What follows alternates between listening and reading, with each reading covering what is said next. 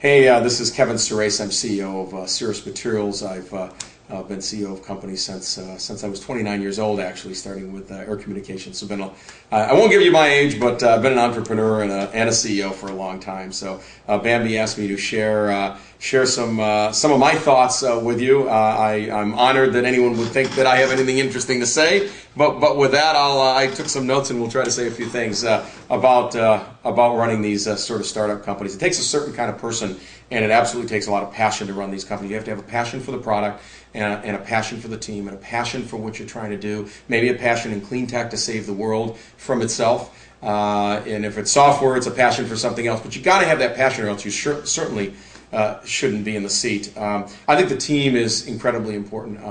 It's easy to be an entrepreneur and have all this vision and have all this excitement and have all this passion, but you cannot build a business bigger than probably $1 million a year unless you have a team around you. And it's the team, it's your lieutenants that actually take the business to the next level. You can't do it yourself. So while you may be good at many things, you've got to bring in that team, you've got to trust that team, you've got to love that team. Which probably my third point is you got to share some love to that team, because these are people that you've brought on.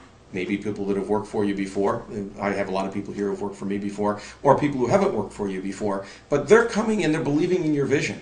And they could go 100 other places or 1,000 other places, and they came probably because of you. So if they came because of you, you better love them for being there, cherish them for being there, honor them for being there, and work really, really, really well with them, because that team is going to take you through your IPO and take you to wherever you go. I tend to be results oriented, so everyone on my team, as much as I love them, has a set of results. They're in writing, and we measure each of us on results, including myself, and we measure the company on results. And so in the end, clearly results are the most important thing. That's what your board is going to look for.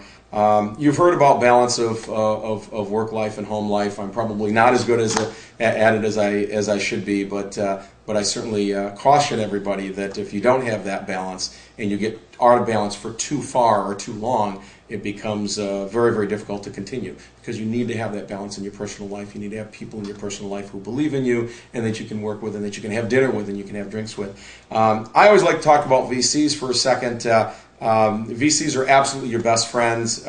Pick them wisely, but if you've chosen poorly, then they're not going to be your best friends. Or if your results are poor, they're not going to be your best friends. I always say pick people that you could have a drink with, that you want to have a drink with.